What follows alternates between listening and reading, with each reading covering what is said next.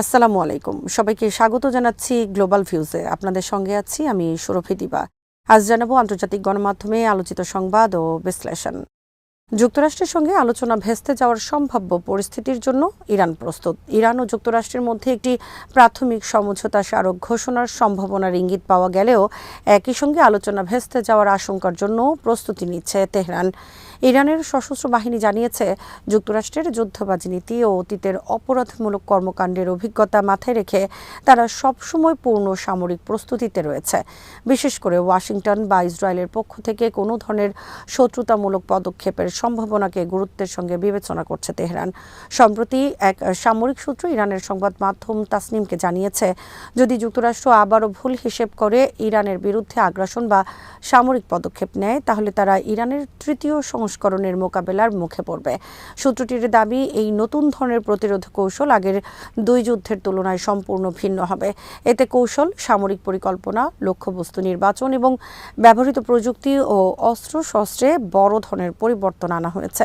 Iran মনে করছে, ভবিষ্যতের যে কোনো সংঘাতে শুধু প্রচলিত সামরিক শক্তি নয়, বরং উন্নত প্রযুক্তি, আঞ্চলিক সমন্বয় এবং বহুমাত্রিক প্রতিরোধ ব্যবস্থাই মূল ভূমিকা পালন করবে। এদিকে চলমান কূটনৈতিক আলোচনা সফল হবে নাকি নতুন করে উত্তেজনা সৃষ্টি হবে তা নিয়ে আন্তর্জাতিক অঙ্গনে অনিশ্চয়তা এখনও রয়ে গেছে। ইরানের বিরুদ্ধে যে কোনো নতুন আগ্রাসনের ভয়াবহ জবাবের হুঁশিয়ারি দিয়েছে আইআরজিসি। ইসলামী বিপ্লবী গার্ড বাহিনীর প্রধান commander brigadier general Ahmed Vahidi হুঁশিয়ারি দিয়ে বলেছেন, ইরানের বিরুদ্ধে নতুন করে কোনো আগ্রাসন চালানো হলে তার জবাব হবে ধ্বংসাত্মক ও জাহান্নাম সম, এবং সেই প্রতিক্রিয়া শুধু আঞ্চলিক নয়, আন্তর্জাতিক পর্যায়েও বিস্তৃত হবে। রোববার খোররাম শাহ মুক্তির ৪৪তম বার্ষিকী এবং জাতীয় প্রতিরোধ, আত্মত্যাগ ও বিজয় দিবস উপলক্ষে দেয়া এক বার্তায় তিনি এ মন্তব্য করেন। ইরান যুদ্ধের সময় সাবেক ইরাকি শাসক সাদ্দাম হোসেনের বাহিনীর কাছ থেকে কৌশলগত বন্দরনগরী খোররাম শাহর পুনর্দখলকে তিনি ইরানের প্রতিরোধ ইতিহাসের অন্যতম গৌরবময় অধ্যায় হিসেবে উল্লেখ করেন। ভাহিদি সাম্প্রতিক যুক্তরাষ্ট্র ইসরায়েল সংঘাতকে তৃতীয় চাপিয়ে দেওয়া যুদ্ধ হিসেবে বর্ণনা করে দাবি করেন, জায়নবাদী আমেরিকান শত্রুর সন্ত্রাসী হামলায় ইসলামী বিপ্লবের সর্বোচ্চ নেতা আয়াতুল্লাহ সাইয়েদ আলী খামেনি, কয়েকজন সামরিক কমান্ডার এবং মিনাবে স্কুল শিক্ষার্থীরা শহীদ হয়েছেন। তবে তিনি বলেন, ৪০ দিনের চূর্ণ বিচূর্ণ প্রতিরোধ এবং ইরানের সশস্ত্র বাহিনীর নির্ণায়ক ও বিধ্বংসী জবাবের মুখে শত্রুরা শেষ পর্যন্ত অপমানজনকভাবে যুদ্ধবিরতির পথ বেছে নিতে বাধ্য হয়েছে। একই সঙ্গে তিনি দাবি করেন, ইরানি জাতি এখন শহীদ নেতার প্রতিশোধ নেওয়ার সংকল্পে আরও ঐক্যবদ্ধ। আইআরজিসি প্রধান বলেন, সাম্প্রতিক সংঘাত ছিল একটি হাইব্রিড যুদ্ধ, যেখানে সামরিক, গোয়েন্দা, সাইবার ও মনস্তাত্ত্বিক সব ধরনের কৌশল ব্যবহার করা হয়েছে। কিন্তু জনগণের সমর্থনে ইরানের সশস্ত্র বাহিনী শত্রুর সব ষড়যন্ত্র ও শয়তানি পরিকল্পনা ব্যর্থ করে দিয়েছে। তিনি আরও বলেন, খোররাম শাহের শিক্ষা হলো নিজস্ব শক্তির উপর নির্ভরতা এবং সক্রিয় প্রতিরোধ ক্ষমতা গড়ে তোলা। ইরানের পারমাণবিক ক্ষেপণাস্ত্র, প্রতিরক্ষা ও আক্রমণাত্মক সক্ষমতার অগ্রগতি শত্রুদের হিসাব পাল্টে দিতে বাধ্য করেছে বলেও মন্তব্য করেন তিনি।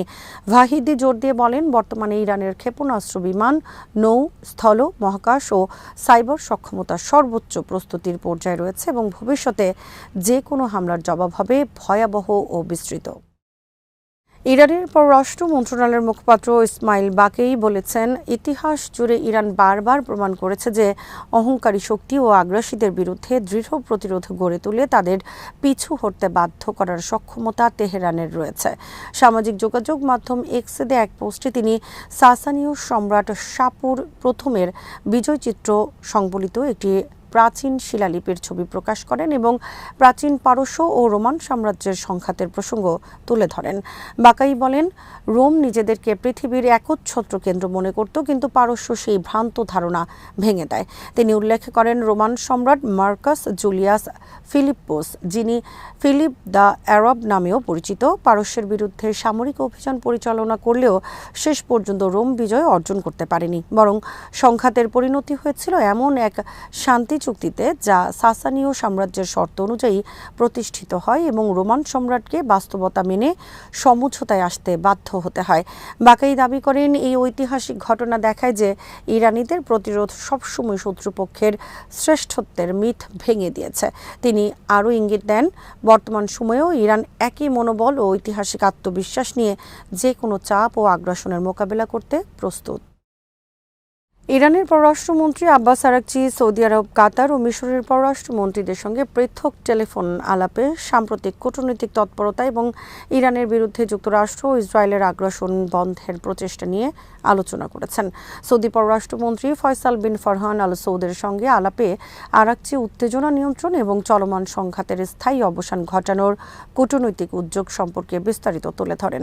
এছাড়া কাতারের পররাষ্ট্রমন্ত্রী মোহাম্মদ বিন আব্দুর রহমান আল থানি এবং মিশরের পররাষ্ট্রমন্ত্রী বদর আবদুল্লাত্তির সঙ্গে আলোচনায় আঞ্চলিক পরিস্থিতি, উত্তেজনা প্রশমনের উপায় এবং যুদ্ধ বিস্তার রোধে সমন্বিত কূটনৈতিক প্রচেষ্টা নিয়ে মতবিনিময় হয়। তেহরান পাকিস্তানের মধ্যস্থতায় পরিচালিত যোগাযোগকে একটি ইতিবাচক ও গঠনমূলক উদ্যোগ হিসেবে দেখছে, যার লক্ষ্য হচ্ছে যুক্তরাষ্ট্র ইসরায়েলের আগ্রাসন বন্ধ করা এবং মধ্যপ্রাচ্যে আরও অস্থিতিশীলতা প্রতিরোধ করা। ইরানি কর্মকর্তারা মনে করেন, সামরিক চাপ বা জবরদস্তির পরিবর্তে আঞ্চলিক সংলাপই বর্তমান সংকট সমাধানের কার্যকর পথ।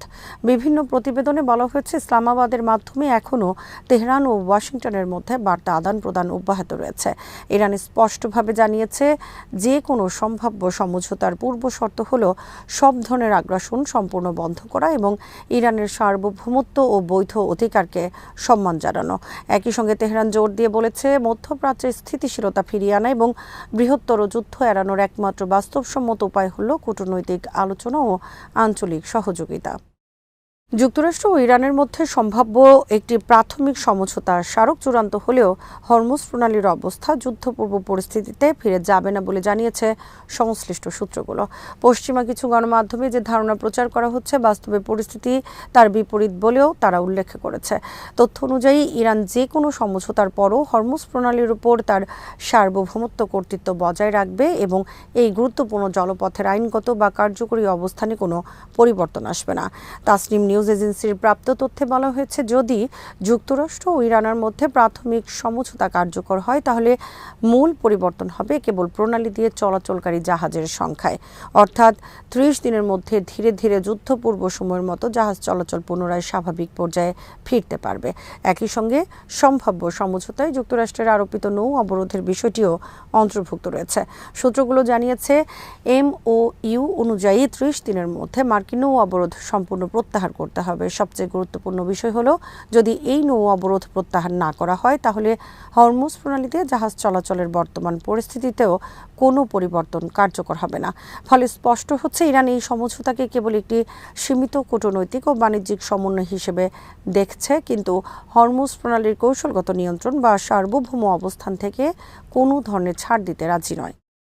লেবাননে ইসরায়েলি হামলার নিন্দা জানিয়েছে ইরান। ইরানের পররাষ্ট্র মন্ত্রণালয়ের মুখপাত্র ইসমাইল বাকাই লেবাননের বিরুদ্ধে গত কয়েকদিন ধরে ইসরায়েলি দখলদার বাহিনীর অব্যাহত বর্বর হামলার তীব্র নিন্দা জানিয়েছেন। শনিবার রাতে দেয়া এক বিবৃতিতে তিনি বলেন, এই হামলাগুলোতে বহু মানুষ শহীদ ও আহত হয়েছেন, যাদের মধ্যে কয়েকজন চিকিৎসাকর্মী, একজন লেবানিজ সাংবাদিক ও আলোকচিত্রী আহমদ হারিরিও রয়েছেন। একই সঙ্গে ইসরায়েলি হামলায় লেবাননে বিভিন্ন অবকাঠামো ব্যাপকভাবে ধ্বংস হয়েছে। বাকাই বলেন, লেবাননের জাতীয় সার্বভৌমত্ব ও ভৌগোলিক অখণ্ডতার উপর চলমান আগ্রাসন আন্তর্জাতিক আইন ও মানবাধিকারের সুস্পষ্ট লঙ্ঘন। তিনি উল্লেখ করেন, গত 3 মাসে ইসরায়েলি সন্ত্রাসী হামলায় লেবাননে 3000-এর বেশি মানুষ শহীদ এবং 9000-এরও বেশি মানুষ আহত হয়েছেন।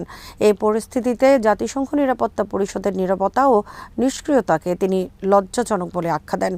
ইরানি মুখপাত্র আরও বলেন, মুসলিম বিশ্ব, বিশেষ করে অর্গানাইজেশন অফ ইসলামিক কোঅপারেশন OICর জরুরি পদক্ষেপ গ্রহণ করা প্রয়োজন, যাতে দখলদার ইসরায়েলি বাহিনীর আগ্রাসন ও অপরাধ বন্ধ করা যায়। তিনি লেবাননের জনগণের ধৈর্য, সাহস ও প্রতিরোধের প্রশংসা করেন এবং শহীদদের পরিবারের প্রতি গভীর সমবেদনা জানান। একই সঙ্গে লেবাননের সরকার ও জনগণের প্রতি পূর্ণ সংহতি প্রকাশ করে তিনি বলেন, লেবাননের সার্বভৌমত্ব ও স্বাধীনতা রক্ষার সংগ্রামে ইরান সবসময় তাদের পাশেই থাকবে। আজ এখানেই শেষ করছি। সবাই ভালো থাকুন, সুস্থ থাকুন আর দেখতে থাকুন বিডি ভিউজ। চ্যানেলটি ভালো লাগলে সাবস্ক্রাইব করুন, সংযুক্ত থাকুন আমাদের ফেসবুক পেজে। আল্লাহ হাফেজ।